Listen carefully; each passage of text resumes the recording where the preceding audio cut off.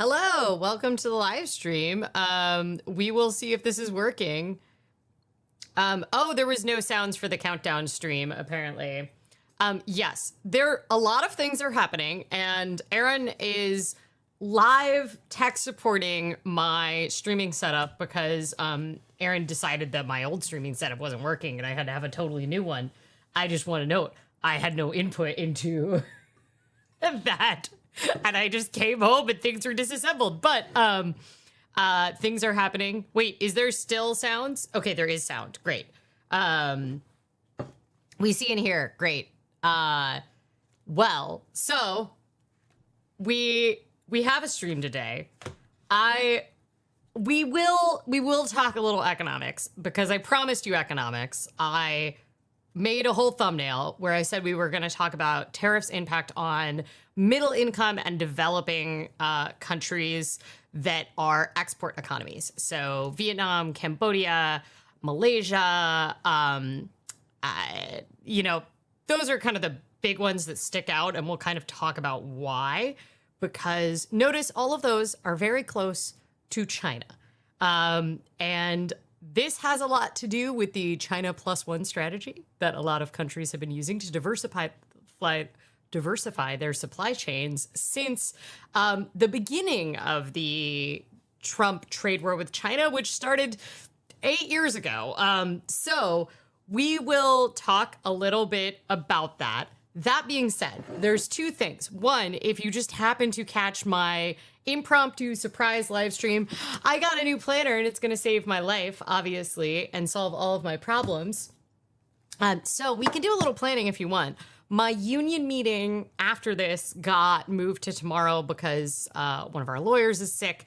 And that means that we could just hang out here longer if we wanted to. And I also got a heap of new washi tape as well from the United Kingdom, which is great because it got right up under that de minimis exemption being put in place. So I didn't have to pay import tariffs off of all of the washi tape I got. One of the shops that I really like, and I usually buy from her when she's doing like benefit sales. She's been doing a lot of benefit sales for like Palestinian healthcare in the war zone. She actually just did like I need to clean out room sale. And I was like, oh no, this is dangerous for me. And I got a huge chunk of stuff, but I am fully up. You need to hold me to this collectively. No more washi tape until at the very least I move into the new office and I have all my cabinets and I get a good idea of how things are going to be stored in the new office. And then I can start deciding if I want to do more washi tape.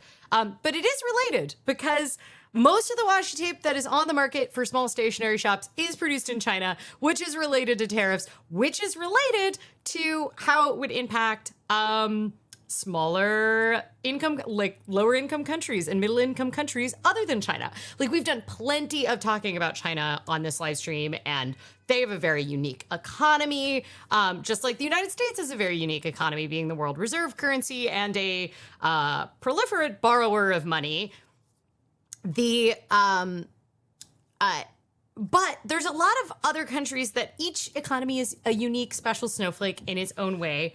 But there are a lot of middle income emerging economies. Machka has feelings if you can't see. Oh yeah. Oh no. Now they're both up there. Should I tilt this camera up so we can see the cat battle off that's about to happen up there? Okay. I'm going to read the chat because I got immediately distracted by the cats. I know I didn't finish whatever thought I was on. Greetings from New York. I'm back from my overnight in Philly. Oh, that's exciting. You did some keyboard stuff while you're down there, right? Cheryl says you could have made it to the beach then. I couldn't have made it to the beach. I don't think you were aware of how packed my days off are and how little ability to pivot I have set up for myself. And I fully admit...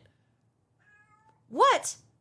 What, Kugel? That's the cat that never meows. She's in a mood. You really got to get this cat cam up, Aaron. We got some prime catting going on here. So but yeah, we'll have to see. We'll have to see. But yes, I do it to myself, but I have a very packed day. One of the things that we can talk about is that I have decided I need to. Oh, there is she running the live stream? By the way, I can't switch to that camera, Aaron. I don't have a button for it. Oops. Hold on. I have scenes A, B, and C, and D, but that is 5. It's gonna be C. Okay, here. Well, now they're just laying there like they're doing, like everything's fine.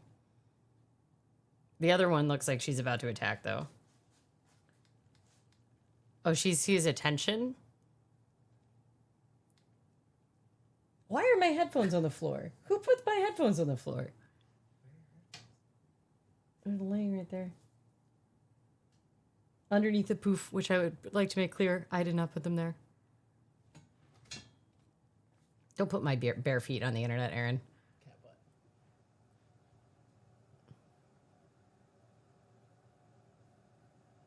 Is this making people sick?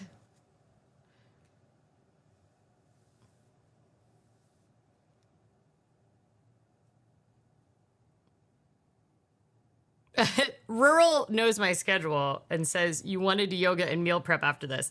Did I want to yoga? Okay, so this is the problem I'm having. My yoga studio is running a 30-day challenge, and I was sort of like, I'm gonna try.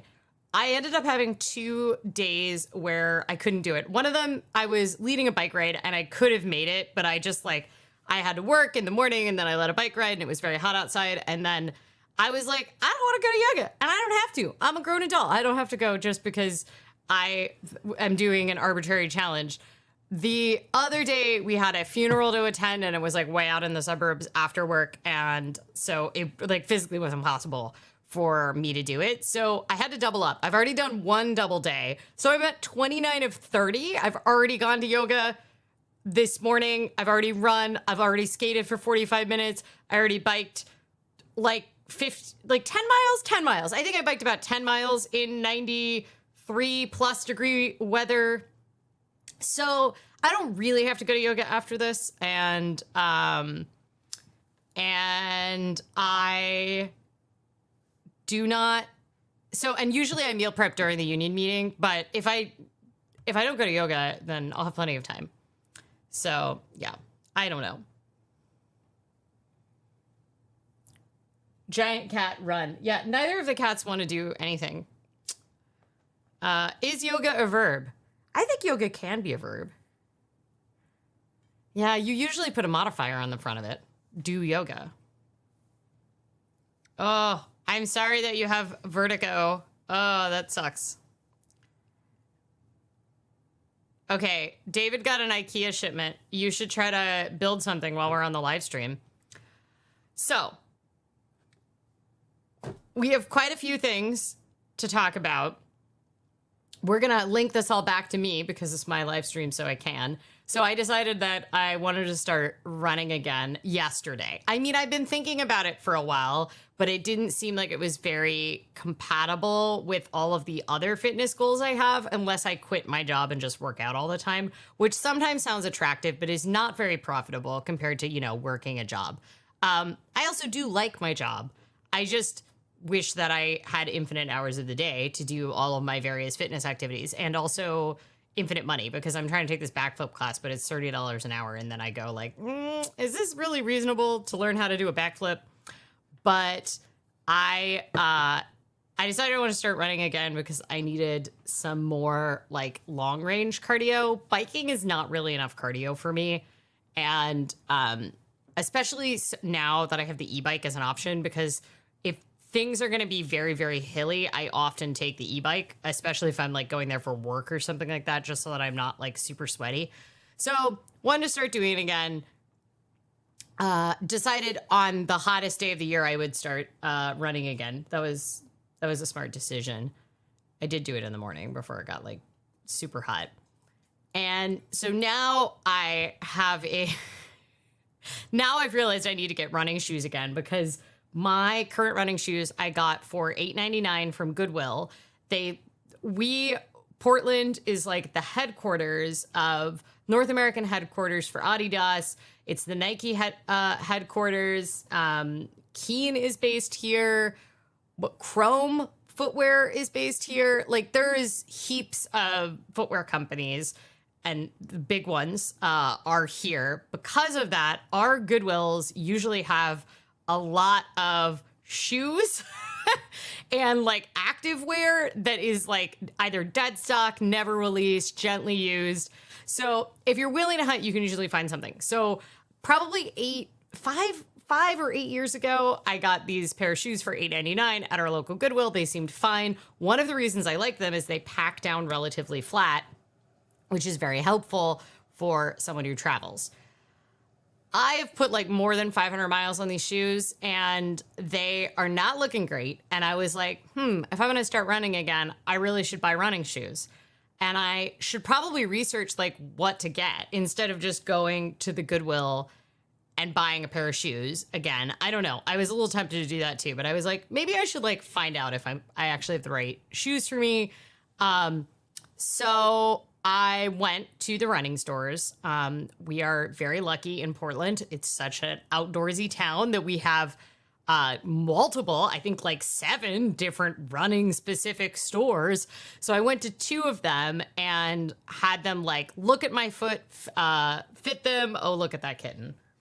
Now she's being cute and calm. I don't know how long that's going to last. And I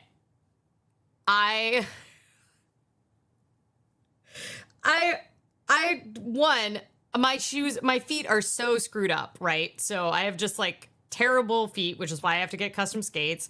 And they're quadruple D width in the front, and then they're triple A in the back. So really you just have to imagine like a triangle shape. And I have bunions and bone spurs and hammer toes in both of my feet. And so they're not easy to find shoes for anyway, but running shoes tend to be like a little more flexible than like, you know, office shoes or something like that. Like what is the other word I'm looking for? Casual shoes. I went in and I found out that one, Nike and Adidas are like totally not the trend anymore among runners. There's a bunch of brands that I had never heard of. I had been seeing the Hokas. Those are like very popular, and I can tell because when I go to the yoga studio, we all have to take off our shoes at the front, and I've been seeing them all over the place. So I knew they were among people who go to yoga. So middle and upper class Portlanders who are really into active sports. A lot of them wear hookahs. Also, the yoga studio I go to, a lot of healthcare workers go there because it's pretty close to a hospital. And so there's also like a ton of nurses that go to that yoga studio, and they all wear hookahs, or they wear on clouds, which are now the trendy rich people shoe, but they also make a bunch of running shoes. But what I discovered is that I was like, okay, I want this. What I tried to do research online. Oh, honey, that I got very overwhelmed very quickly. So I was like, I have to go in person. This is why you give your money to a local business, so they can like tell you what to get. Is your hand getting tired with this cat? Okay. Okay, the hookah, I don't know. Is it Hoka? Maybe you're supposed to pronounce it Hoka. I heard it pronounced both ways at the running stores. Hoka prices are not cheap. I just got to tell you, running shoes are not cheap. But I don't do such a crazy amount of miles. Like I do, like, you know, at like peak training, I do like 20 miles a week. So I don't really go through them that hard, and I'm quite a light person. So it's not a huge deal to me. Like, I'm willing to spend money on something if it's valuable. I don't think I want to spend $300 on shoes, but a lot of the running shoes are like $140. And I also kind of wanted to assess, and then thought, oh, maybe I can find something used or dead stock. Like, but I need to get an idea of like what I need. And I was pretty sure I wasn't going to like buy a pair yesterday just because like I need some distance from the decision. Also, I should probably make sure that I'm like fully back into running. But everybody that looked at my shoes was like, you probably shouldn't be running in these shoes anymore. So I will probably be replacing them in a matter of a couple weeks just because, I probably shouldn't put more than like another 20 miles on those shoes. Just like probably not great for my foot.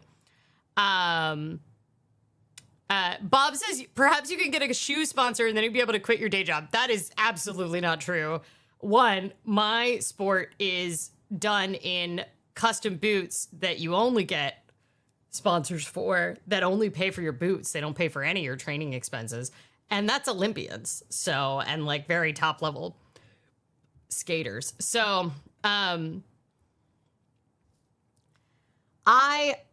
discovered that the type of shoe that I like is called a zero drop shoe, which is not like a barefoot. It just means that it doesn't have these like massive heels on the back, which is like what is super trendy in running shoes now. Like these things are like clunkers.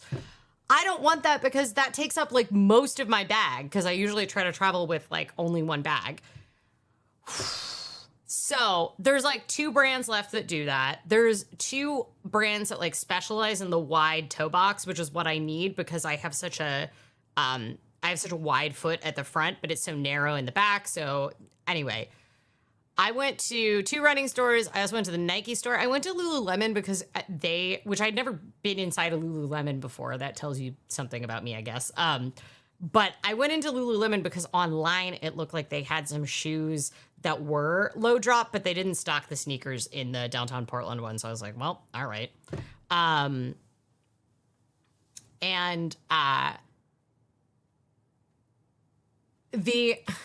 So I found out like what I want is called a neutral shoe. I found out a bunch of other stuff. I got like 3 types written down.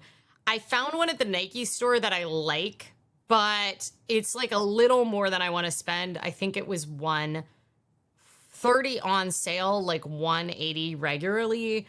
And I kind of like mentally was like, oh, I'd really like to keep it like very close to $100 if I'm getting them new. But ideally, because I tend to have issues with the supply chains of shoes, I told you we were going to get back to tariffs. I usually prefer not to buy them new because that distances me from the supply chain. I'm not creating new demand. And there's a lot of shoe companies that do try to be ethical. Most of them are not amazing at supply chain transparency, and they usually are not the ones that are like super ethical, sustainable are not usually very good shoes for actually running. So because it turns out like a lot of work has gone into the tech for the bottom of the shoes, and that like research and development is mainly being done on polymer cycles. So a lot of them have all sorts of different, like there's like lots of greenwashing at the major shoe companies where they're like, oh, this is a lower carbon footprint because we use this much of recycled materials in our new Boost super tech foam or whatever, because they all have the same, it's like they use the same 5 words to describe all of their stuff in just different iterations. It's very annoying. I feel like I shouldn't say this because the marketing companies that work for like Nike and Adidas are all in Portland. Although one of them once offered me $0 to give a talk to all of their employees about financial wellness focused on marginalized employees. And so I still am quite bitter at them. I did turn down that talk and I was proud of myself for doing that because I was like, no, they said I would be paid in exposure. And I was like, you're a marketing company, so no.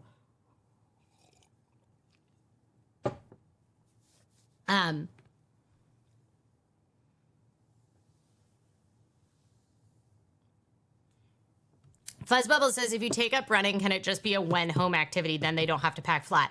Actually, part of the reason for doing it is I have a lot of travel coming up, and running is travel that I can do even when I don't have access to a gym at wherever I'm staying at. And it is easier to do, obviously easier to do than packing skates, which I am hoping to do when I go to Salt Lake City in a couple weeks. But packing skates is like super duper heavy. So, and they have knives on the bottom. So it's very unpleasant when I have to carry them on my back with all my other stuff. But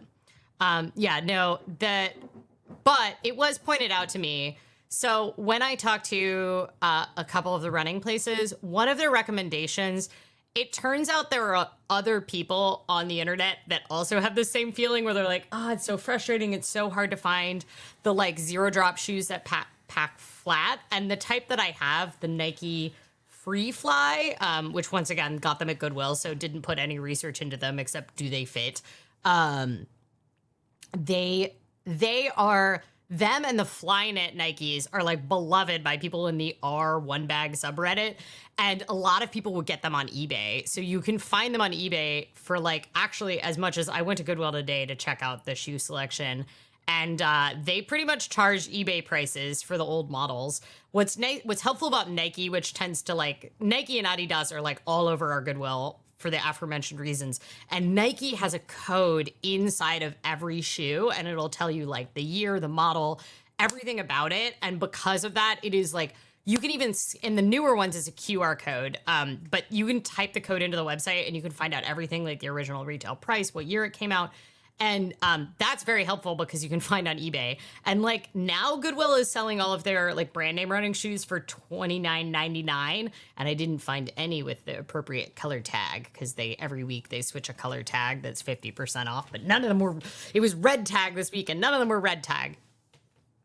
How boring is this? I realize I've been talking about this way too long. This is just like Lily stresses over a consumer purchase decision. So I have one other type of shoe, which I actually saw mentioned here. It was Adidas Ultra Boosts, which were one of the low drop shoes that I saw. And it also comes in fully hot pink. Not the 1.0s, but the other type. There's two types. The new ones are actually supposed to be back to the original. The 5X, that is the one that I am planning to try out. So I got an Adidas employee store pass, which is usually like half price from the retail price. And I am hopefully going there on Friday. I don't know when I'm going to fit it into my work schedule, but I have a pass for Friday. So I am hoping that those fit the bill. But if those don't fit the bill, I will then decide between all the options. But I was thinking about getting the some Flyknits that are just like a little less worn down, or the Free Flies off eBay. And then those are my travel shoes, and then like accept the more high stacked shoes. But the high stack is like, I don't find it particularly pleasant. Like I tried on a couple of them in the running store, and they're also not what I want. So in addition to being like hard to pack, it's such a different feeling that I'm used to. So Giovanni wants me to stop talking about shoes, and that's fair. Okay, I'm going to connect this to tariffs in 2 seconds, and then we're going to look at the donuts because Giovanni asked for me to look at the donuts. Okay, so 1, why this is important. Almost all shoes that are manufactured and sold for the US market are made in 3 countries: Vietnam, Cambodia, and the third country is China. And all of those countries are suffering the effects of the tariffs. Vietnam, when it was originally announced, because remember, the tariffs were quote unquote reciprocal, which was based on this kind of bananas idea where they looked at our trade deficit with the countries, which, just to be clear, is not a tariff.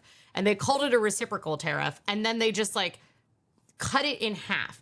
So the tariffs, when it was originally announced for Vietnam, were just absolutely wild. So 37% of footwear is made in Vietnam.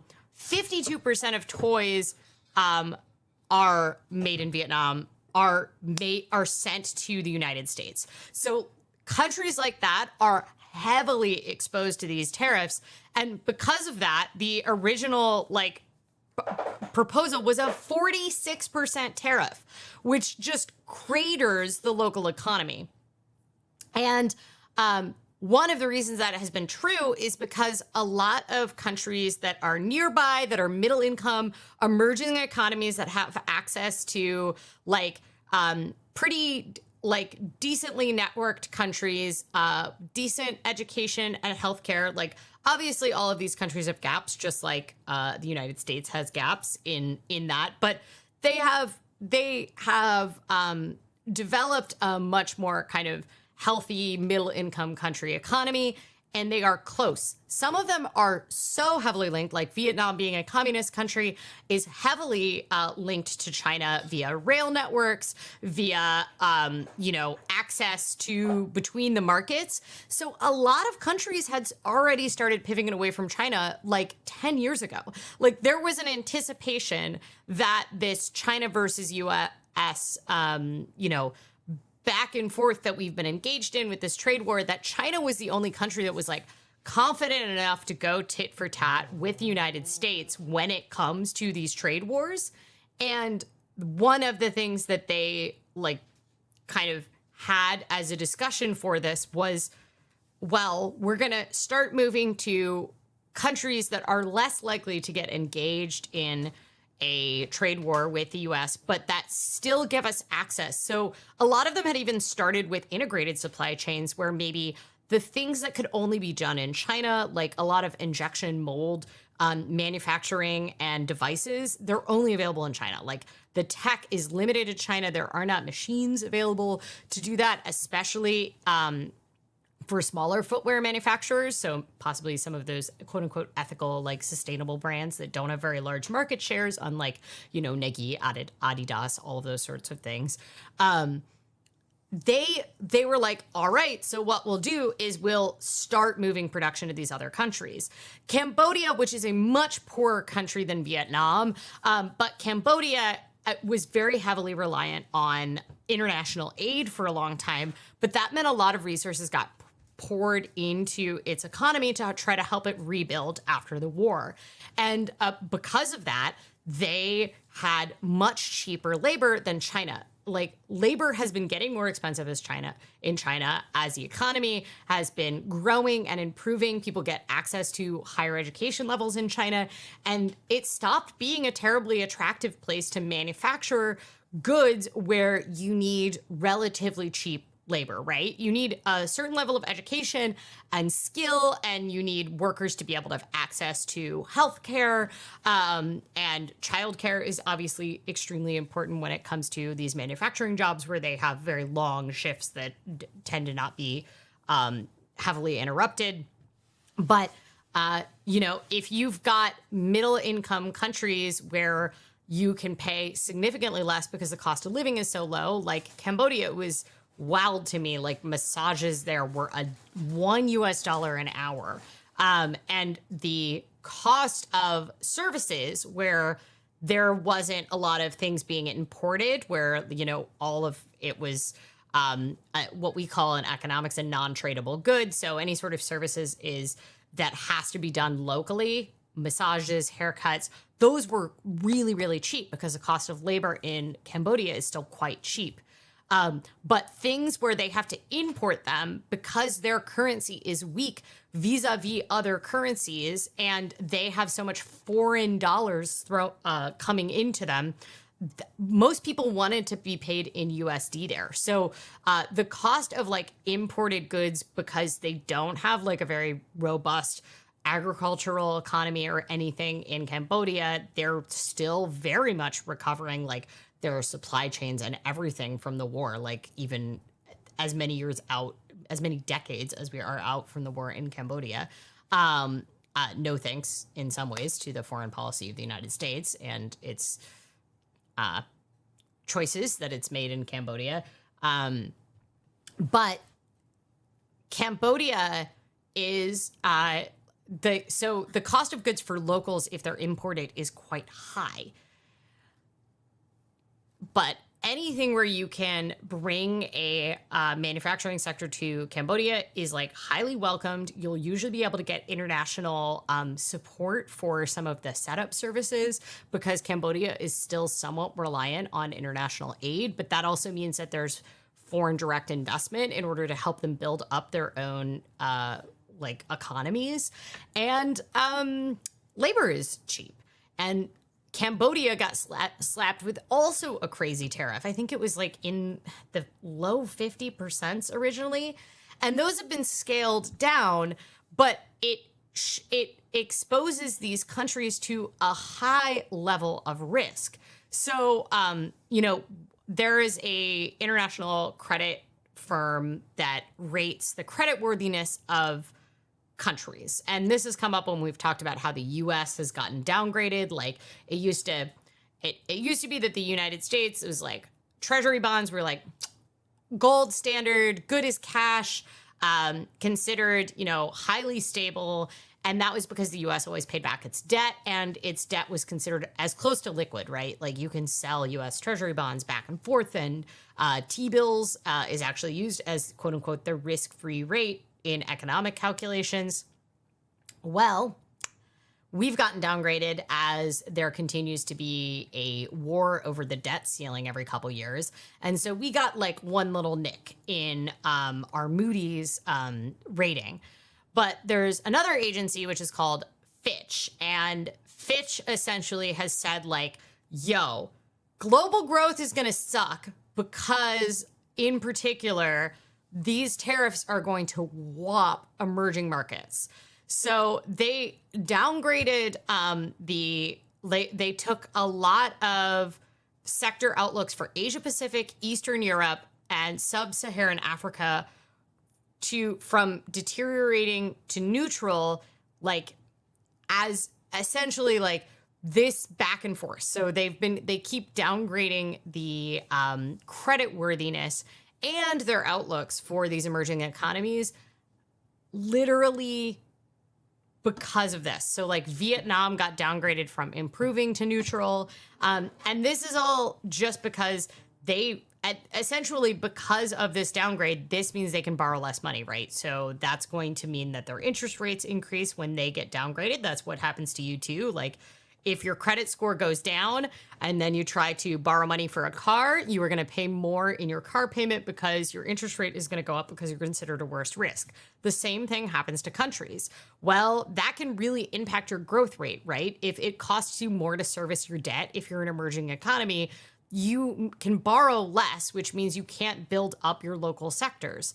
And, when we have these like heavily overexposed countries like Vietnam that are heavily exposed to U.S. consumers, if the firms can't absorb the cost of the tariffs, which I believe right now, it's been so back and forth, but I think right now it's going to be 15% on Vietnamese tariffs, like firms are not going to be able to absorb all of that. Some of this is going to get passed on to consumers in some way, and that is going to impact Vietnam's growth, right? Like if they sell, let's say like half of that gets passed on to consumers and it's 7.5%, and it's some sort of good that's made that is not an essential, right? It's not an inflexible good.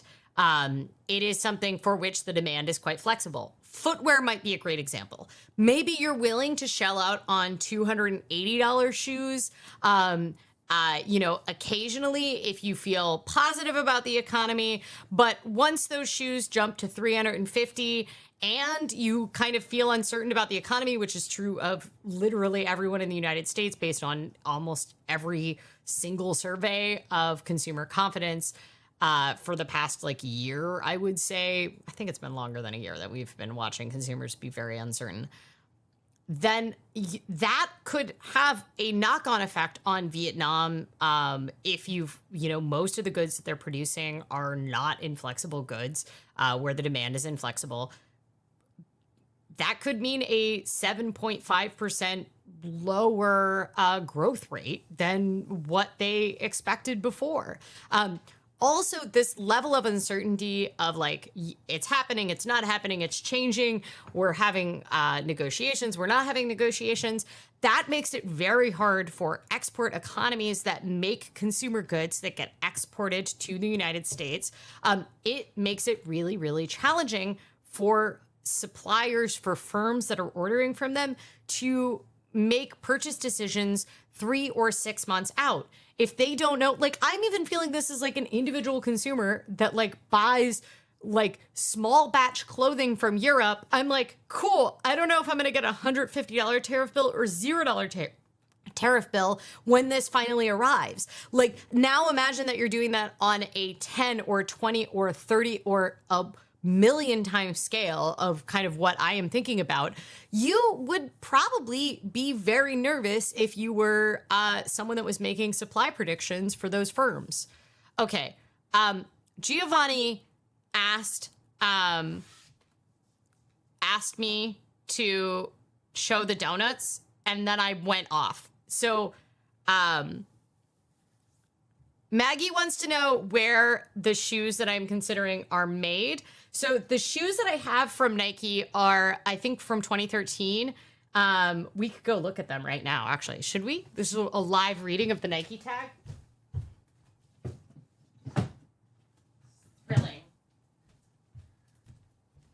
Thrilling content here. Okay. So these are made in Indonesia, and that's because they were made in 2012. So these were made in 2012. I haven't had them since 2012 because I bought them used. But the treads are like done. They are, so these were made in Indonesia, which is also a major footwear economy producer. But I did some reporting on this actually for my job because obviously footwear is like a huge part of the local market. But I got the numbers when I did it.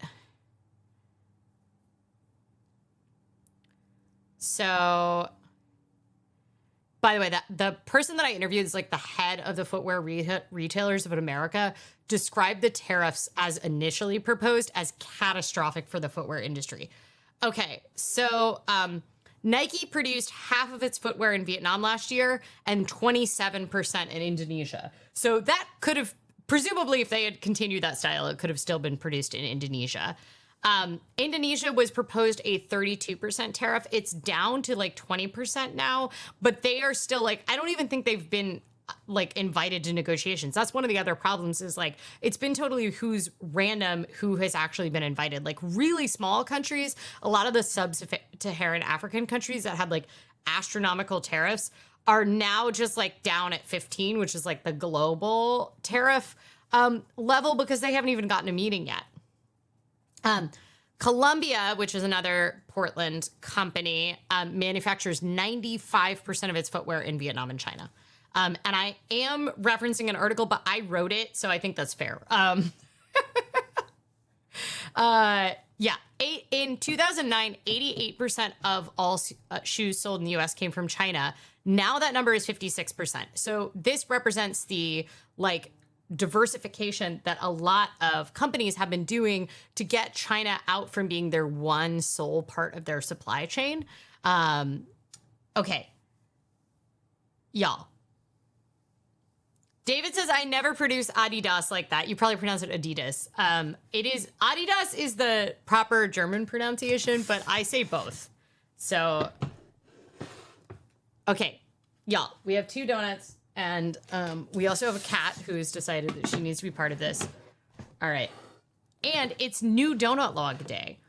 The reason we have 2 donuts today is because Aaron requested a donut tax. So one of them is going to be primarily an Aaron donut. Okay. So here's our donuts. This is a sour peach ring, which I have had before, as far as I understand, but it's been so long, it's not in my like 2 years of donut logs. So it is, what is it made with? Hold on, I'm on donut log number 4 now. Sour peach ring. It's fresh peach glaze, and then it has sour sugar on it. So it's been like at least 2 years since I've had that one. Okay, and then this one, if you can see it, it's like pearlescent at the top. It has these little, they're just described as being pearls. I'm assuming they're sugar, but it's an old-fashioned donut on the bottom. So it's like, it's really, I'm afraid to tip it over because I'm worried the cream is going to tip, but you can kind of see. And it has this like very beefy cream cheese frosting with pearls, and then it's a zucchini bread old-fashioned underneath. So, y'all, pearled sugar is a thing. Thank you. Is it a vegetable?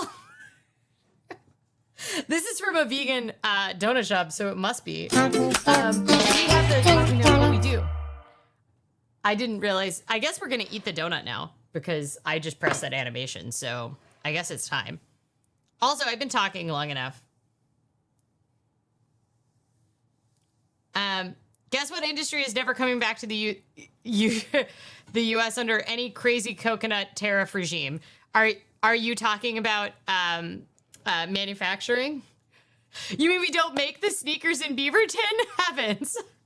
No, we do not make them in Beaverton. But sometimes they say designed in Portland, Oregon, which is very funny because they're not even technically in Beaverton or in Portland. They are in unincorporated Washington County because they don't want to pay taxes. Okay. Here's the sour peach ring one. Let's give it a whirl, and then we'll try the other one so Aaron can have the donut. Oh. It's very sour.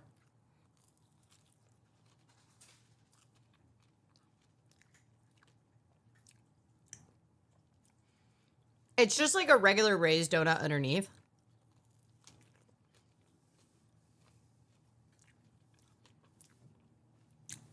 K-Rock Comedy, you just missed my whole rant about footwear and emerging economies. It's so sour. It's like, I get a little bit of the peachiness, but I think they're kind of going for those sour peach ring candies that you get that are like green and orange. I don't normally go for peach flavored things, so even though I like sour, I don't usually get those. I don't know. I think this feels a little more actual. It tastes like real peach a little bit more than candy peach. But I like that.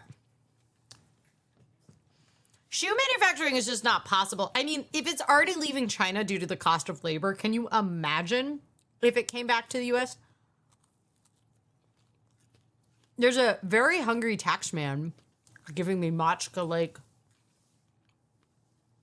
I think I'm going to say 4 out of 5 for that. It's like a good solid donut underneath. And it's interesting enough on the top. And I like the crunch.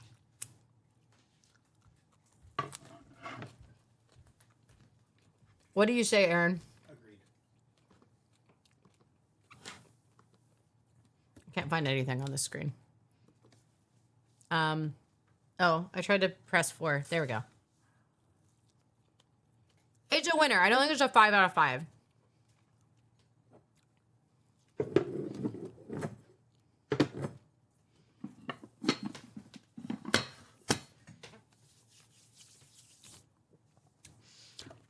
Childless Crane Lady, I haven't seen you in ages. Thank you for coming back to the live stream. You may have been on, but just haven't been commenting, but it's great to see you again. All right, it's that fresh donut log smell. We've got a new donut log to fill in over here. Look at this little guy. So I guess we're going to trade out this one. And then we're going to move.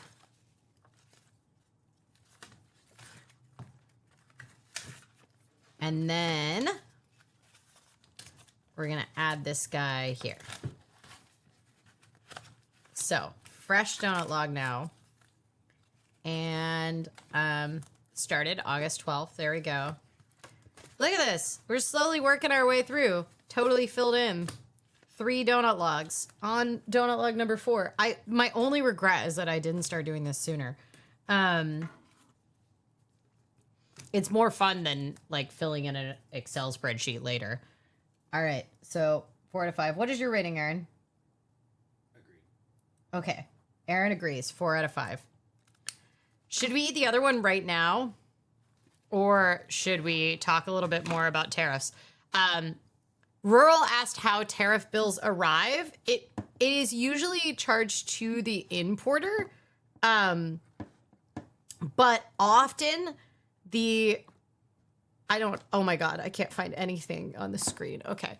All my screens moved and I am just going around the screen trying to figure this out. Do you guys see this threatening kitten with a little tail flop above me? So how do tariff bills arrive? They usually come to the importer at the time of import, and some of the like forwarders will pay that bill and then they will charge whoever the importer is. So in the case of like e-bikes is a great example, and I know this from like work reporting. So like e-bikes, they're produced in China, let's say. They get loaded onto a boat. They come over to the US West port. There is an importer company that kind of handles all the stuff. This was also true when I was producing books in China. I mean, theoretically, I still do, but I have a lot of books to sell, so hopefully we don't have to deal with this anytime. So that bill is paid, and then it's usually charged by whatever the domestic forwarder is. So once it gets off the ship, it then needs to get onto a train or a truck or whatever, and then make it to its like final destination. And to get it released from the port, usually pay whatever the like importer agent is. If you're a big enough company, you might be the importer yourself. Now, when I got a tariff bill recently for clothing, it was because I was getting it from a direct-to-consumer brand mailed to me from Sweden, and it was mailed via FedEx. And FedEx paid the import fee and then sent me a bill via email that I then paid before they delivered it. And they tack on like outrageous fees on top of it. So you really do not want to be in the position of having the FedEx like tariff bill arrive. Sometimes if you're doing direct to consumer, which is like more likely to happen to people now that are ordering off apps like Temu or Shein, any of those like kind of direct importer, AliExpress from China, what could end up happening is that like DHL delivers that and you get a DHL bill by email, or you're asked to pay COD at the door if you're doing direct import. And the reason that's going to happen a lot more to people now is they've removed the $800 de minimis exemption for Chinese imports. So one flip side of that is that Temu and Shein and those kind of like mass market, we sell cheap Chinese crap to American consumers, they had already been investing in US warehouses, and some of that was due to delivery times. And then some of that was due to like uncertainty about the new administration and their tariff regime policy and kind of the ongoing trade war that we've been having with China.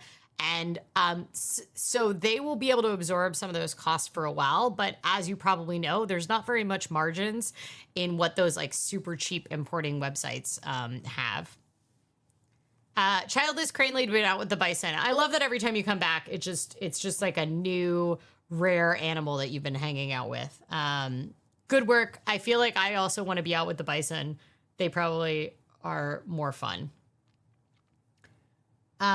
There's no 90-day wait on a donut tax. Yes, this is true. They get collected hard and fast. But also imagine if the donut tax, they did have to wait 90 days, how gross it would be. All right. Let's eat the other donut.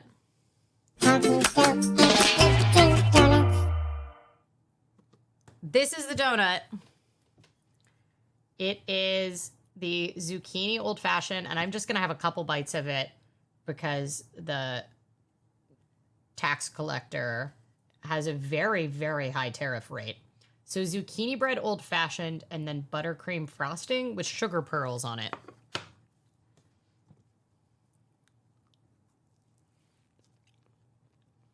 Oh, it's just truly zucchini bread under there.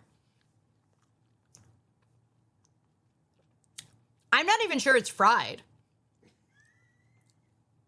It might not be fried. It's so soft. There's no like hard shell. I think it might just be zucchini bread.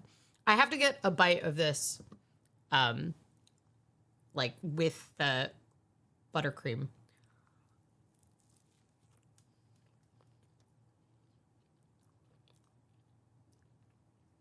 Or it's cream cheese frosting. Zucchini bread, excellent. Not 100% sure this is a donut.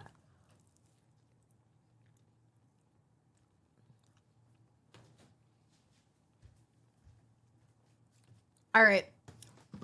There's your 46% tariff rate. Is it healthy? I don't think that's healthy. I don't think any amount of cream cheese, vegan cream cheese frosting can be that healthy. But I don't know. That's pretty good.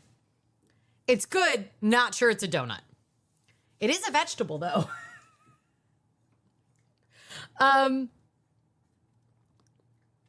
Am I giving it a rating on how much I like to eat it, or am I giving it a rating as though it is a donut? Because I really am feeling we've done some skeptical that they're really donuts on this, but I'm feeling like this one is really.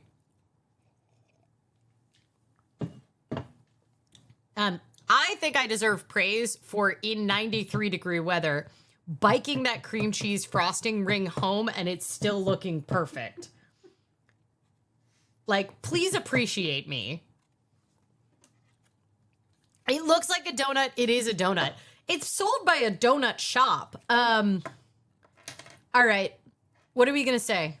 What's the verdict on this? I might let the tax man. What's your rating? What's your credit rating for this donut? It doesn't have the old-fashioned crunch that I want it to. That's my other problem. But I will say, if I got that as just zucchini bread, I would be like, hell yes. Absolutely. It's like way better than the zucchini bread I make. Yeah. I feel like it's like a 3 out of 5 as a donut, but a 5 out of 5 zucchini bread. 3.5. 3.5. We're giving it a 3.5. I agree. I'll agree. It's a 3.5. Oh my God. We gotta work on the screen organization. It's not working. But there we go. We have now christened the new donut log. Oh, did you make these auto come off now? My ratings?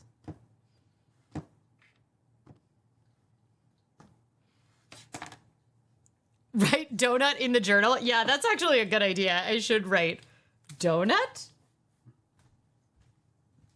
Donut? Question mark, question mark, question mark. It is beautiful, though. All right. New donut log christened.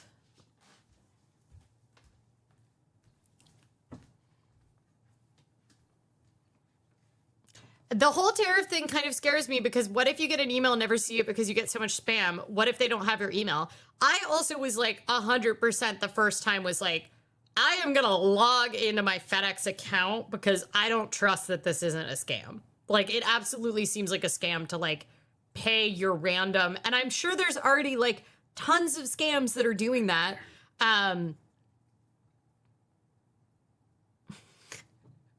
So it's a don't know how a video with just 20 viewers got recommended, but well done.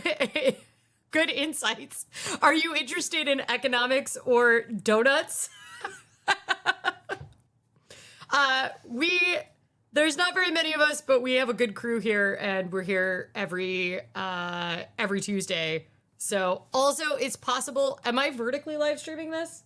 Oh no. Okay. So you've come over to the horizontal stream because we've started doing the vertical streams, but the chats are not linked, which means that, unfortunately all the vertical viewers are just like stuck in an echo chamber with themselves. What inauguration of the new log to spiffy samples? Yeah. I mean, I feel like they're pretty good. Okay. Y'all.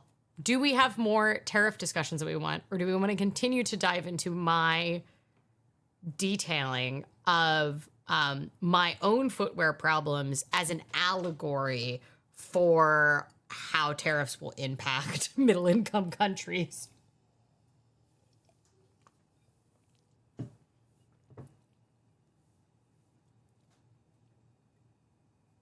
Maggie into Woods says, I just ordered a bunch of skincare from Korea. I knew I might have to pay a bit for tariffs, but I wasn't ready for additional fees. How are they getting shipped?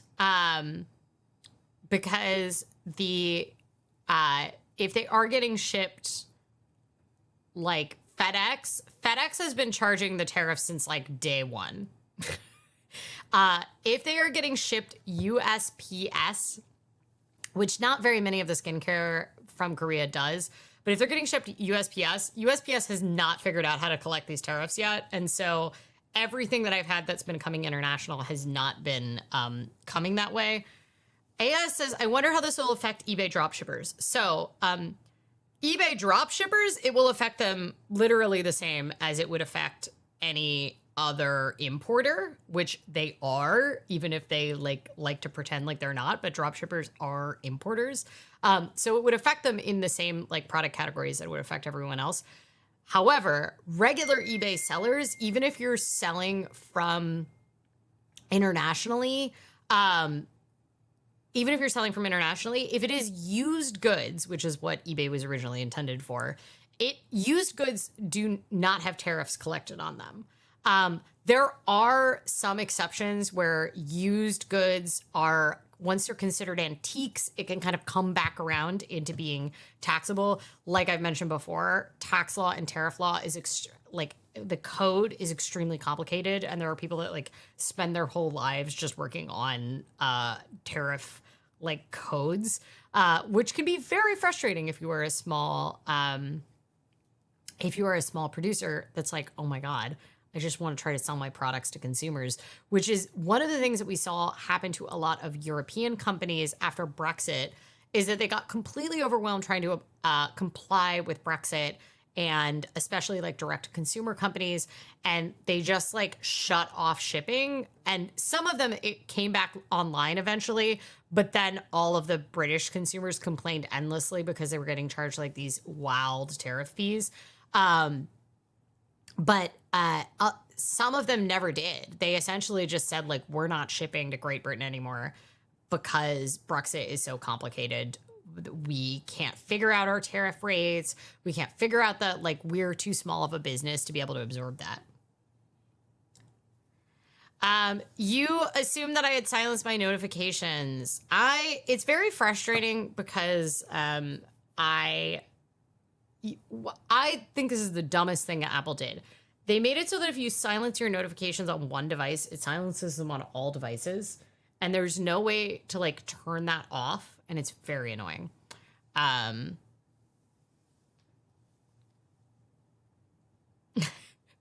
What comes first, your new sneakers being broken in or the American consumer feeling the effects of the tariffs? Oh, that is an excellent question.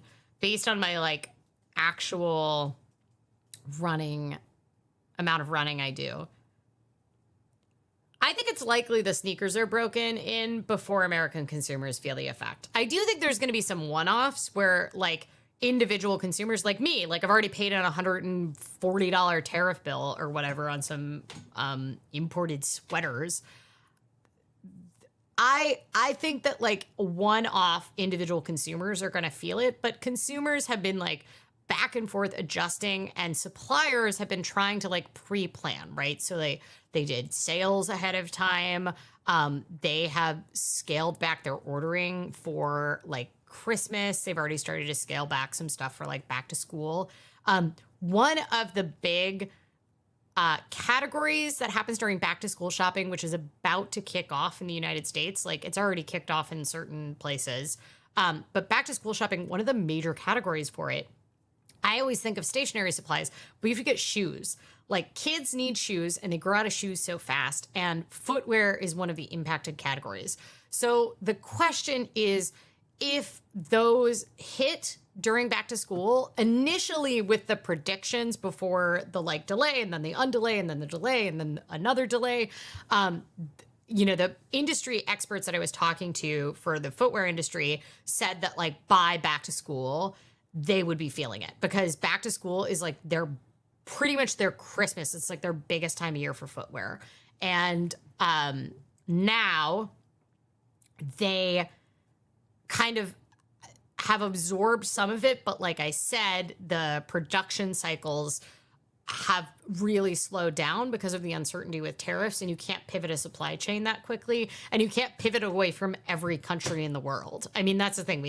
We cannot onshore footwear manufacturing into the United States in 3 months. It's just not possible. And like we were saying, footwear manufacturing is never coming back to the United States. And it is like, unless we cease to exist as a country, our currency stops being the world reserve currency, we're plunged into a becoming a recovering economy. We have a massive civil war. I mean, like I can think of several ways in which we destroy our economy enough that maybe we get back U.S. manufacturing of footwear, but we're going to have like much bigger problems. If we are to the point where the U.S. economy makes sense for wide-scale manufacturing of footwear, then likely we have much bigger problems that we are contending with as an economy.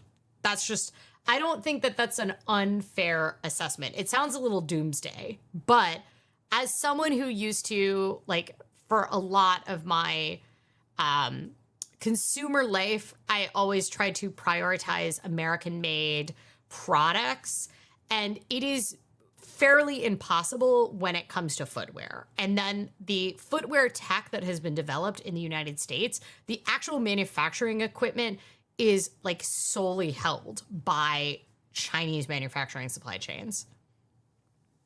Have tariffs affected your triplex building journey? Actually, no. They're pretty much everything that we needed was ordered ages ago. Like appliances would have been the big one that would have been impacted, but we were dealing with like supply chain issues from appliances from COVID. Because we've been doing it for so long. So we've ridden like several waves. And you know, lumber, which is like one of the major things, lumber shot up in price during COVID. But it took so long that I just hit do not disturb. I do not understand. Do not disturb is on.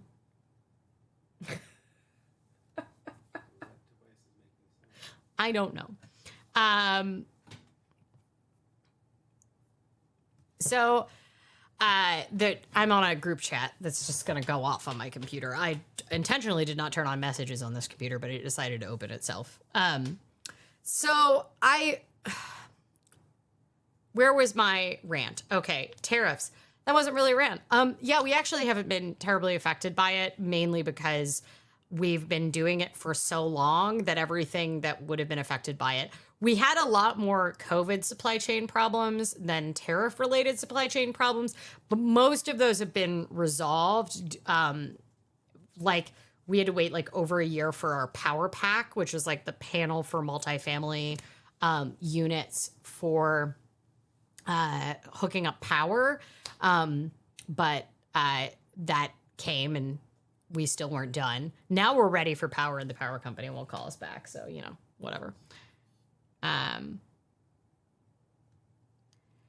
Yes, Giovanni, this is an excellent point. I'm sorry. I got so focused on consumer goods. So when we talk about categories of, you know, when I was talking about footwear, I was saying like, yeah, there's a pretty flexible demand for that. Like consumers will adjust. They will buy lower priced items. They'll substitute a lower priced good. They'll keep holding on and wearing out what they have already when it comes to a category like footwear. Like you'll buy it if you have to buy it. Maybe you'll buy less of other consumer goods if you really need that footwear. A great example of something that has a relatively inflexible demand is coffee. And coffee, like we have to import coffee. There's almost nowhere in the United States that it grows, like a tiny bit in Hawaii, but that is not nearly enough to supply our coffee obsession. So I would say the coffee will feel it because like the major producers of coffee are Brazil, which we're having, in addition to the regular tariff fight, we're having a specific fight with Brazil right now because of their leader and Trump having a spat. Vietnam is another major producer. Another major producer is Kenya. And all of these are examples of places where we are going to, where we currently have high or medium tariffs. And they tend to not be bought like insanely long in advance, right? So like footwear is planned like 2+ cycles out. Like fashion is planned like 2 years out in terms of like the season cycles and when the production runs go in, except for like the exception of like true fast fashion like H&M and Zara and Shein and Temu, where they like put stuff into the production lines in 48 hours, but that's because their production is on site with their designers, and they're copying other people's designs, right?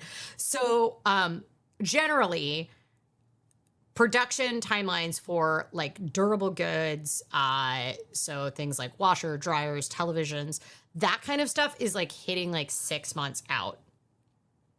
The 6 months out from now, I would say, like whenever the actual D-Day is for some of these tariffs. It's so confusing right now to track like the rolling kind of amount of them. So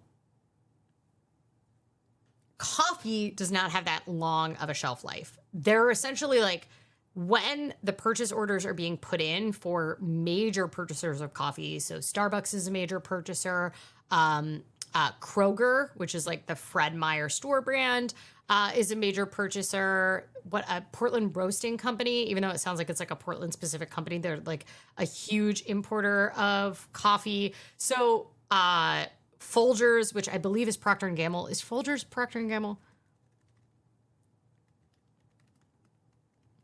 Or is it Nestle? Smucker. It's owned by Smucker. Oh, which is Procter and Gamble. Okay, I was correct.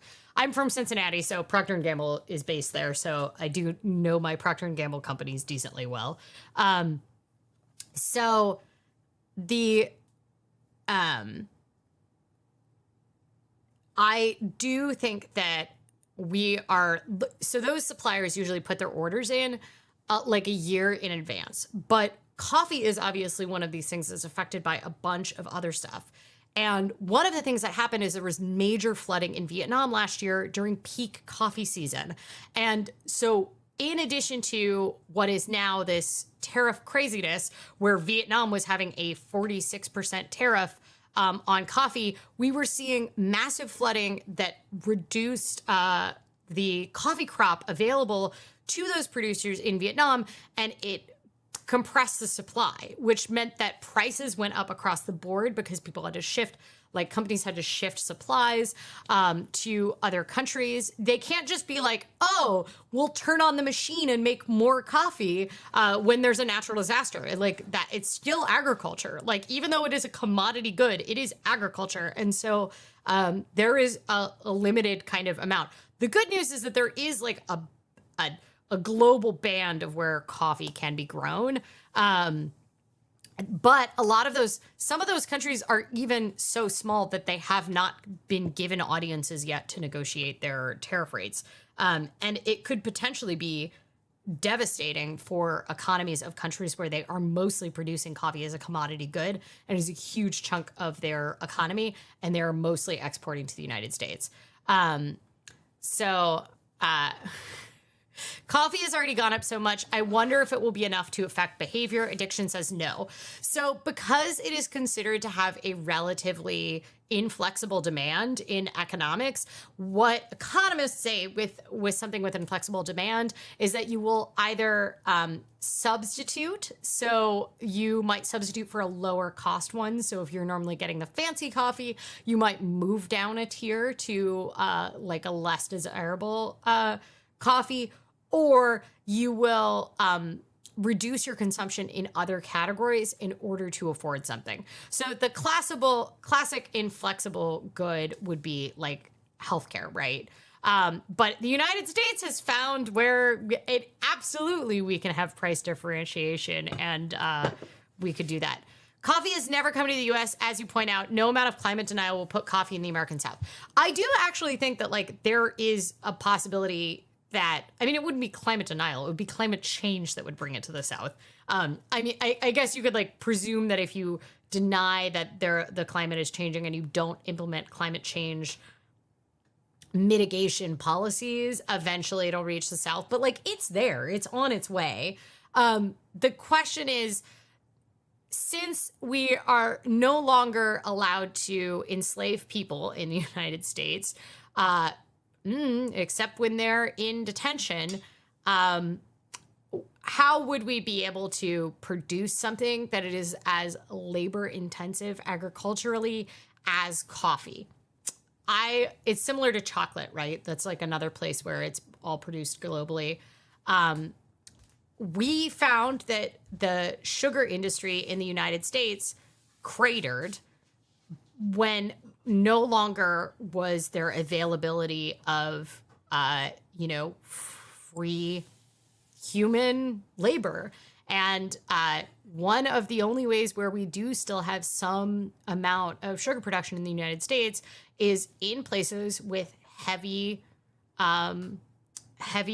imprisoned populations, because that is the only way that you are allowed to demand labor in the United States and enslave people for labor, is if they are incarcerated. And so I could see, I mean, if we want to go down a dark hole, I'm not recommending it as a dark hole, but if we want to go down a dark hole, I would say there is a possibility that if we wanted to start a domestic production of coffee in regions where the climate supports it, which, you need a humid, hot climate, but you also usually need some level of like higher elevation, I believe. I think there's different varieties of coffee that can produce in different things.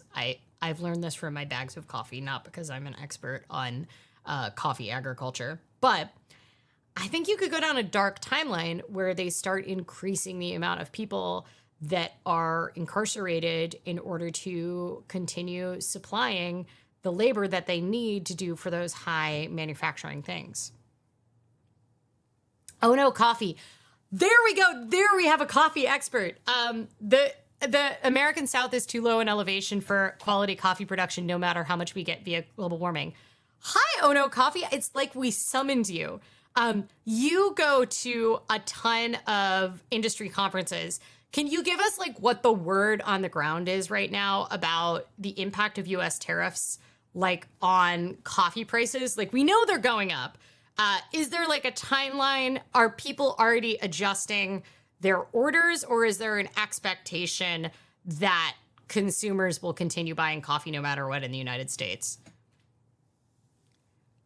U.S. imports 35% from Brazil. What happens if Lavazza imports its beans from Brazil to make espresso? Wouldn't that get the tariff from Brazil? Yes.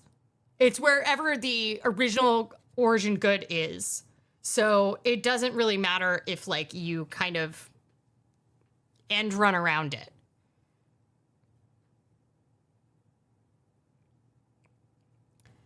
Childless Crane Lady says, I just ordered shoes. I have to stay on top of my running. Coffee is also important. Hello, please tell me what running shoes you're getting possibly before you arrived, or at least before you were in the chat. I was discussing how I decided I need to start running again, because clearly I don't have enough fitness hobbies. But as like cardio cross training, and I do like middle distances. I do like, my upper end is like 15 miles. So that's what, like 25K. So that's like my upper distance for a long run.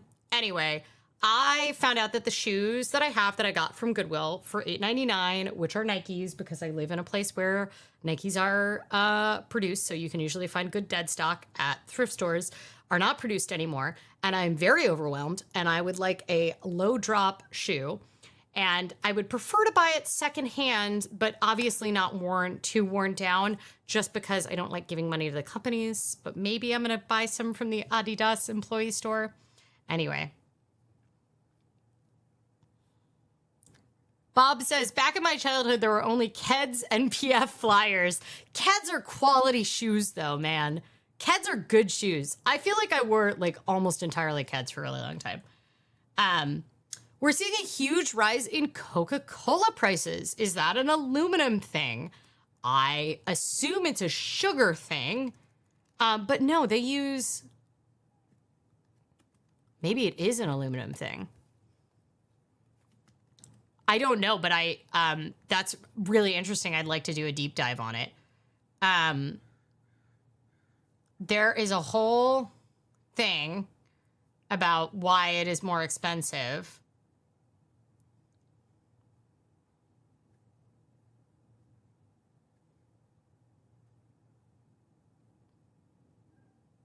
Inflation and global demand.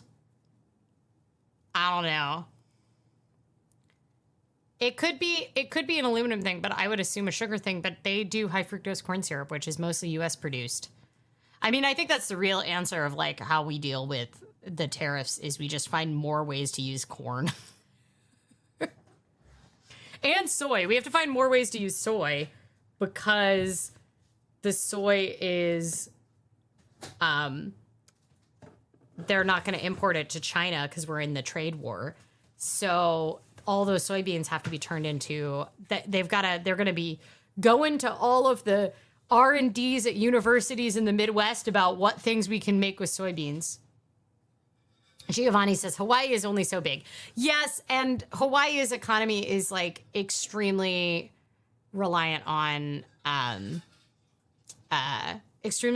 tourism, and due to the impacts of both colonialism and the military industrial complex in Hawaii, they just do not have the labor force that is affordable to produce. Like Hawaiian coffee is expensive, and it's expensive because it's like it costs so much money to just breathe in Hawaii. Rural says you have coffee in Appalachia. Oh yeah, because it gets hot, it gets humid, and you got an elevation. Well, you got a lot of industries that are not doing so hot these days. I don't know. Maybe it's time for coffee. You also, unfortunately, have some very high prison populations in a lot of places. So I think that's our plan. This is our climate plan, is that we have coffee in Appalachia. I would prefer that they don't use incarcerated people as the workforce. But given the current economy, I feel like that's all that's going to be able to happen. Okay, Ono is weighing in with actual facts about the coffee industry. People have definitely adjusted their buying practices, but I think quantity still has to meet demand. We are still buying the same quantity, but at ever increasing prices. Are vendors like coffee roasters, are they passing the prices on to consumers right now? Because they can't really absorb it, right? Also, here's a question you might have the answer for. But like on the roaster importer level, so whoever imports green beans to the US, what is the, like, what's the timeline for that? Like, how many months in advance are you doing that? Is it a 6-month buying timeline? Is it a 1-month buying timeline? Because I'm like kind of curious, like how quickly we're going to kind of see those ups.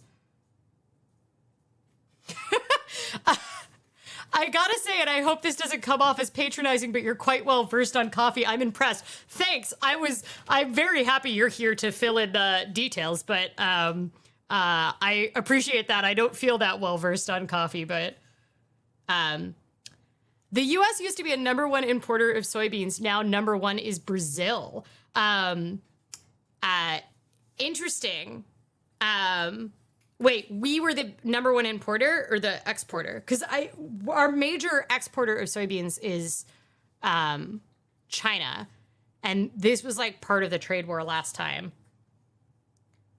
Mackie says this plan is so bleak. I need to make sure that you get your coffee, okay? The prices have been on the rise for the past 2 years. The addition of tariffs means that roasters aren't able to absorb increases. Okay, thank you. I really appreciate it. Giovanni, I was going to say, yeah, I know we are an exporter. Well, that's the other thing is like the enemy of my enemy is your friend. And so I think what's going to end up happening is that China, which they already did, like, because this trade war with China in particular has been like going on and off for like 8 years now. So they already had started to switch.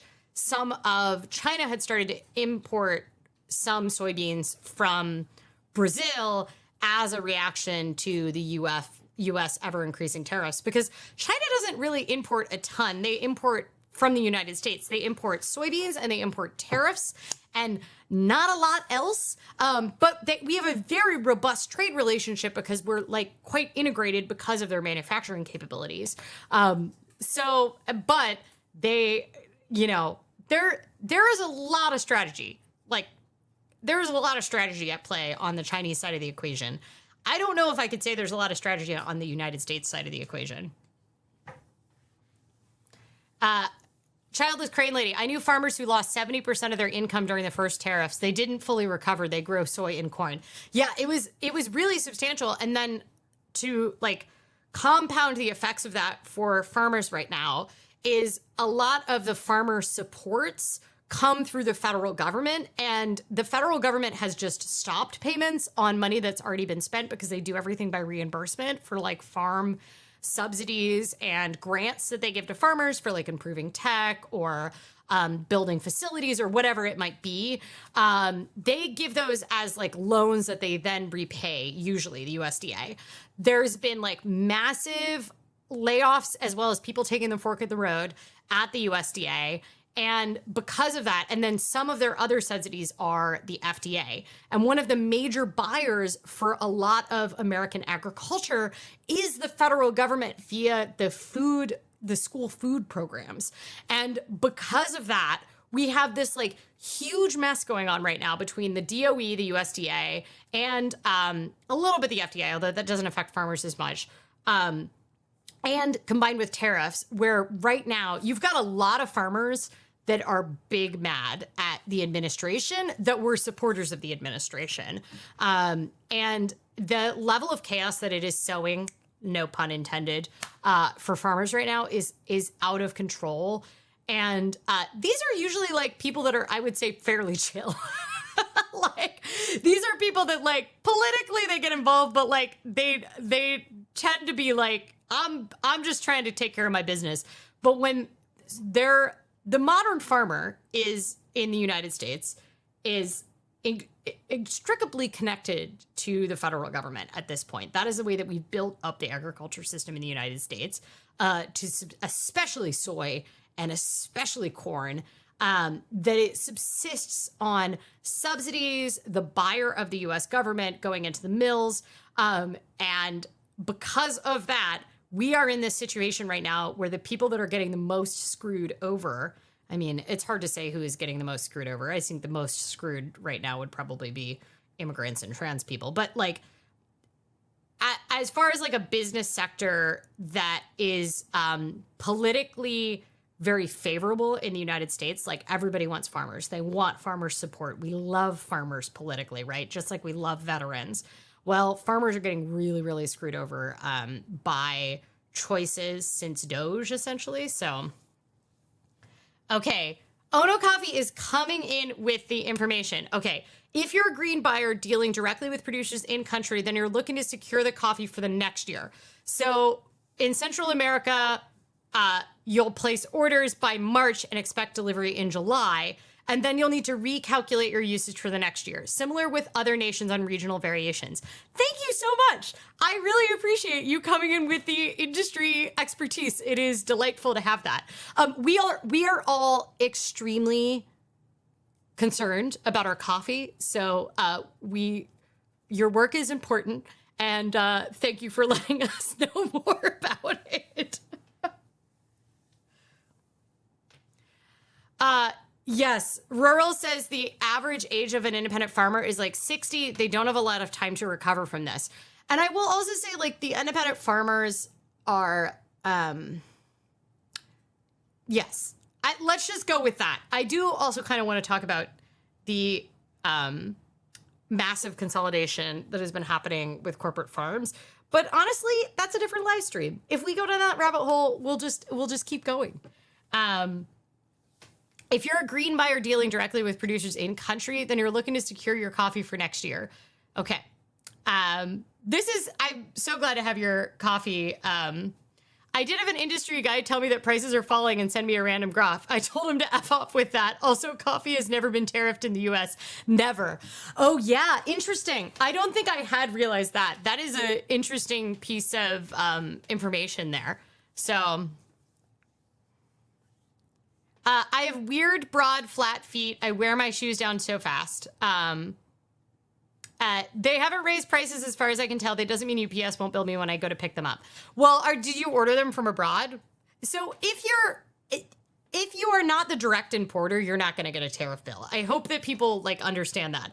It's just that now as consumers with the internet, we've gotten way too used to being the direct importer because we can I order like shoes from a Swedish brand and I order clothing from a Finnish brand and I get suits directly from Vietnam and I get my skin care from Korea and I order random things off AliExpress. Like we have become used to being direct importers.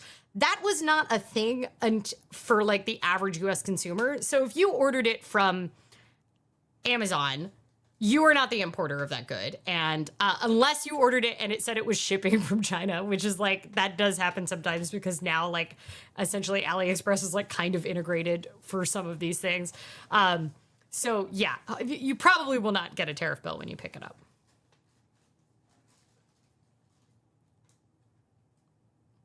I grew up in Wisconsin and watching all the farmers turn during that Supreme Court election was really fun for me. Elon had no idea who he was messing with. It is it's fun to see farmers get het up about stuff. The thing that I am, well, because we also saw this with tobacco farmers. Like, so I'm from the border of Ohio and Kentucky, and Kentucky's like major agricultural crop other than soybeans is tobacco. And like traditionally it's actually quite good to grow corn, soybeans and tobacco like together.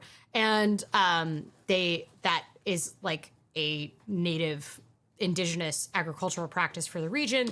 And tobacco is like sacrosanct in Kentucky, but it started in the like 60s and 70s, the federal government started to kind of attack it. And originally they attacked it just on like the marketing angle where they started requiring more and more like consumer information.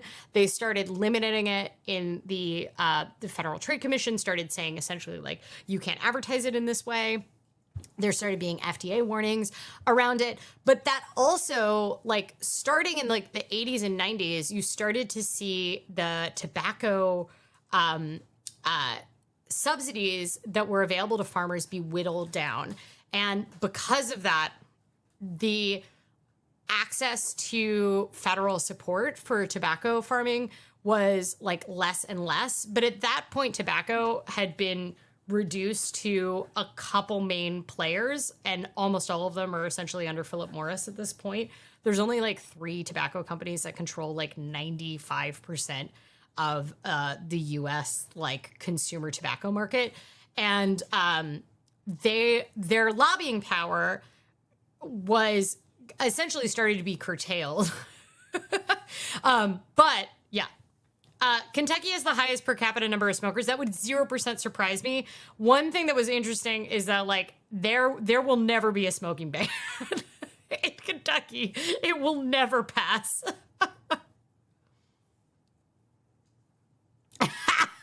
Giovanni says, please explain to me Trump reduction in drug prices. We're going to get them down 1,000%, 600%, 500%, 15,000%. How would that work?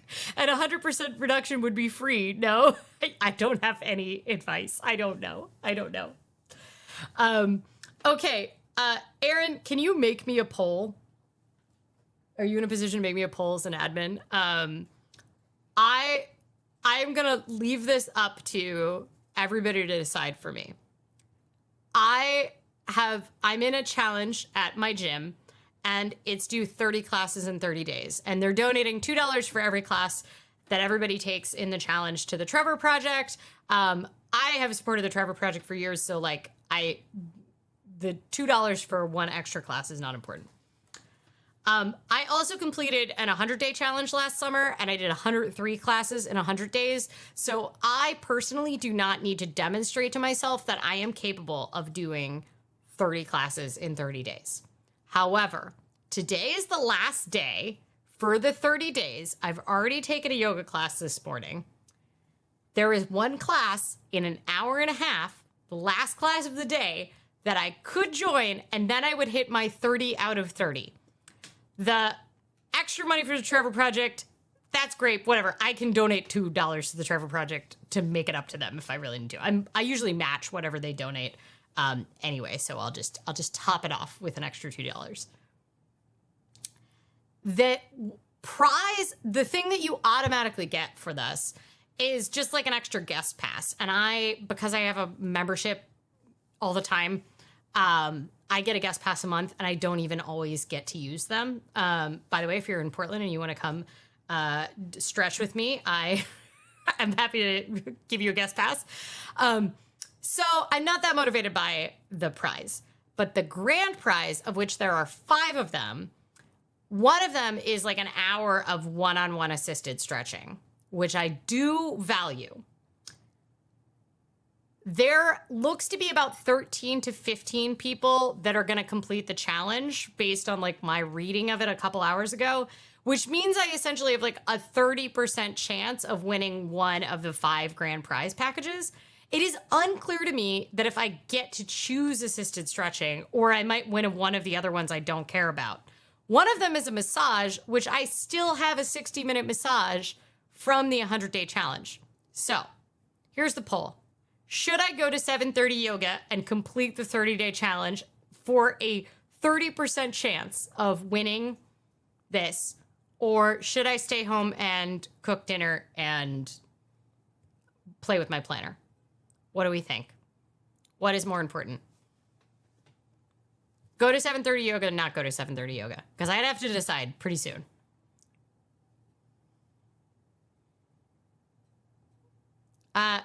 One of the farmers who took that 70% hit ended up having to sell their land to a larger farm at the end of the day. Y'all, I'm just telling you, it's, I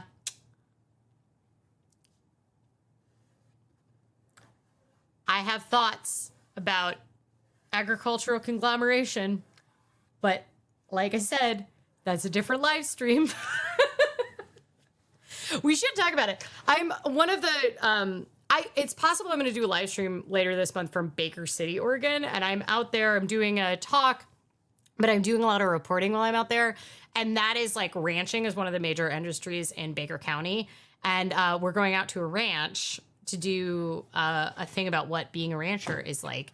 So I am interested. I've been having to do backgrounding and everything for this, but I know not that much about the ranching industry, which is kind of crazy because I've lived in Oregon for like 18, 19 years, and ranching is a big part of the industry on the other side of the state. And I feel like I only ever know about it when it comes up about wolves.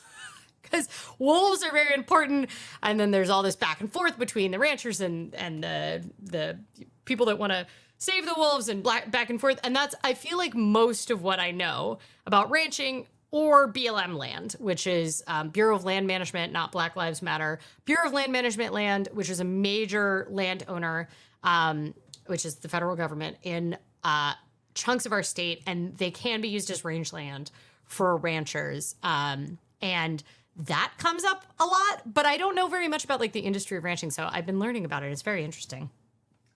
Your poll is done. My poll is done. Oh, I can't see it in this chat. Okay.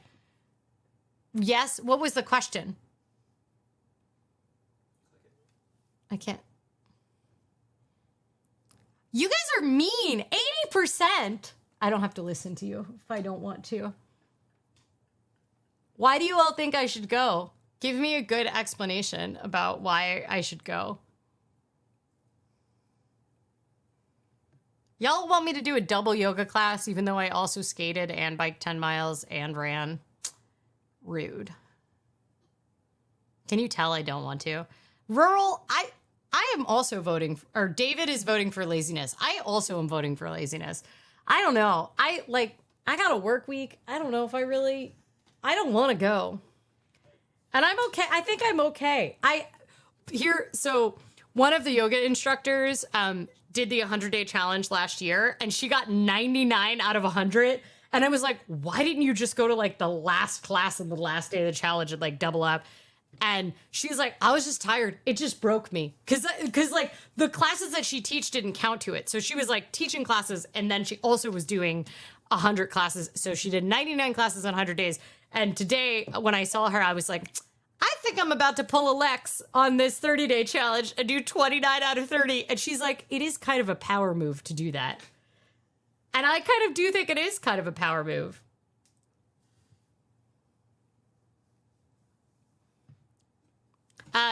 You've come to the answer by asking so that you have the real answer. See? Yeah, maybe that's it. I gotta shoot tomorrow. I don't know. I'm currently not sweaty, and I have been sweaty for such a large portion of the day. I don't really want to go back out in 97-degree weather and then into a room to sweat and then come back and have to shower again before I have a shoot tomorrow. This is my... Rural is withdrawing a yes vote. Maggie is withdrawing a yes vote. Fuzzbubble says you don't want to, then don't. See, I just needed maybe you all to justify that I don't have to do it. Does anybody want to see planners, or should we be done? Because I feel like we actually talked about the economics like way more than we did, as once again proving that when I say I don't know if I'm going to talk about it that much, I end up on a 45-minute rant before we get to anything else. But this was very fun. I'm also very happy that we had some industry knowledge out here. Childless Crane Lady says, I'll be in Portland in September. Oh, that's exciting. I will be in Oregon in September. I won't be in Portland for all of it. But if you want a guest pass to come to Yoga Studio, let me know. Put one half a butt in the yoga class and finish out the 30. It's too hard to like go and not really go. Like leaving the house is much harder than like finishing the hour is once I'm there. And also I will say that every time I do that to myself where I'm like, you could just go and lay on the floor the whole time. I also am like, meh. Okay, but see, I'm still kind of talking myself into it again. Because I'm like, oh, it's deep stretch class, so it's not even like a hard class. I think it's deep stretch and myofascial release, which is like not a bad class to like. It's pretty much adult nap time. See, now let me see what it is.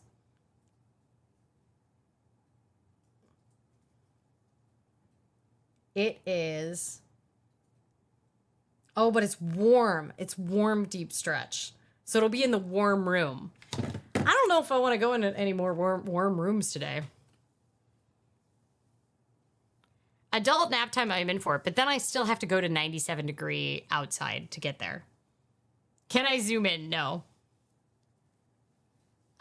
Rural says done because you still have meal prep. Yeah, usually I do it during my union meeting, actually, but I need to do it now. And I also need to use, like, we have quite a lot of, our CSAs are, like, at peak season right now. And we have a lot of vegetables that need to be processed, so. Maggie in the Woods says, I just think 30% is high odds. You should do what you want. So originally it was going to be like 50% was the high odds. Also, I will say, I still haven't scheduled. I won this massage a year ago, and now I'm trying to schedule it, and my schedule's so complicated. So maybe I shouldn't add something else.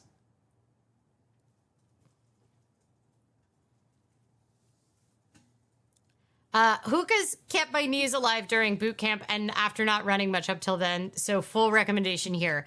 I will probably not be getting the hookahs because they're so thick and I want a low no drop shoe. And those are big boys. They didn't really work at all. I went, yeah.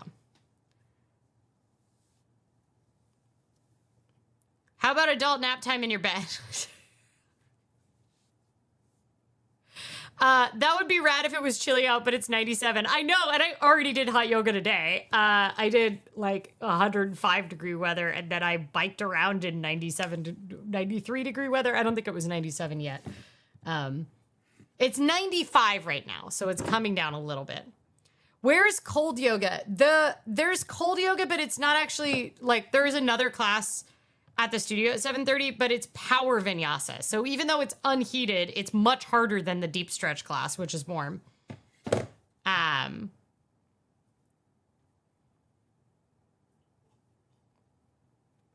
right. Well, where's my vote now? The poll ended, so people changed their votes. But, all right, y'all. I do think I should probably go and do that meal prep or possibly yoga. Next week, I will update you all and let you know if I finish the 30-day challenge or not. I'm leaning towards no. I think I'm emotionally satisfied knowing that I could do it if I wanted to. And it's not important to me to do it. It's also like not a challenge I set for myself, and I probably wouldn't have done it of my own volition, because the summer is a terrible time to try to do one of those challenges because there's so many other things going on in the summer. The 100-day challenge was like mostly a schedule challenge more than it was like a fitness or mindfulness challenge for me last year. And it was rough. And I was really worried they were going to do the 100-day challenge again this summer because I knew I wouldn't be able to resist signing up for it. But it was like intense on my schedule last year. So yeah, I think you're probably right. I think I knew inside myself. Also, I will say my willpower is the lowest at this point of the day. Look at the baby. See, she will lead me in a deep stretch class in the air conditioning if I want. She's in sideline position right now, possibly about to get in Shavasana.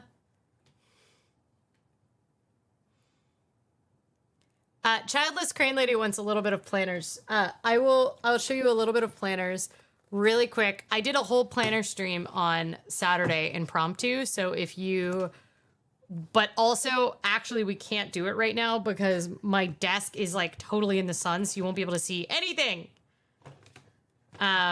So I guess that's the sign because I can't move this camera and I can't block that sun because there's no way to block that window. So I guess no more. Look at that. Look how blown out that is. I guess that's the sign that I need to go do that.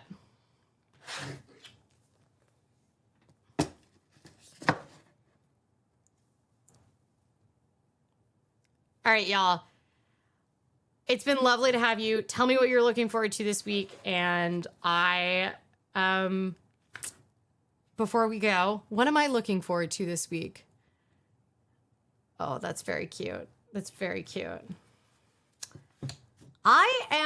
Tomorrow, I am going to kick a rock with a person who has become internet viral for kicking a rock until it becomes a sphere, who owns he's a 23-year-old that owns a thrift shop in Southwest Portland, and he's been kicking a rock. And tomorrow for work, I am going to follow him along in kicking a rock.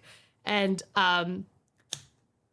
that actually sounds very fun. I also get to go to a skateboard competition this week to report on it. So I'm looking forward to both of those stories because I think they will be a nice delight.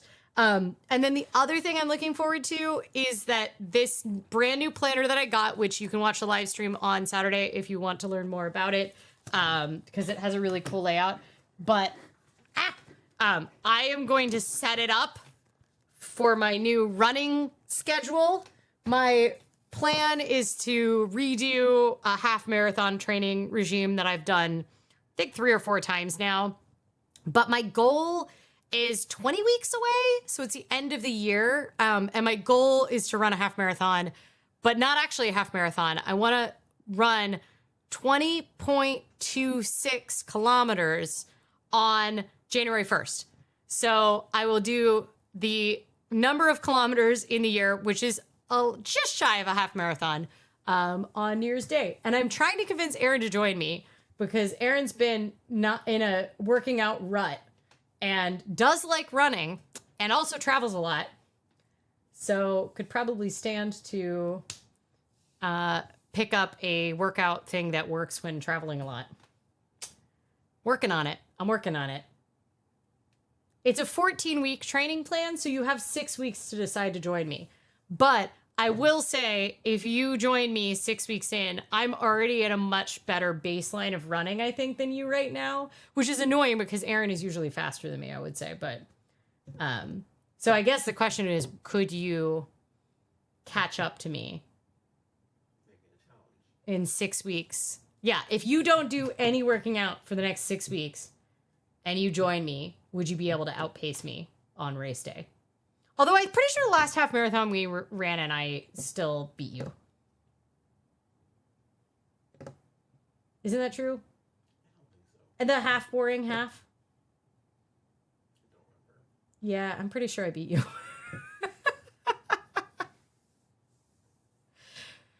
Why don't you chase him? That's the only way I run. That could be interesting. I will also say I don't need to run with Aaron. I can run without you, but you know, I feel like you've been looking for you keep being like, I should find a workout thing, and I keep suggesting workout things, and none of them Aaron has been interested in, but this is one that he's previously done. So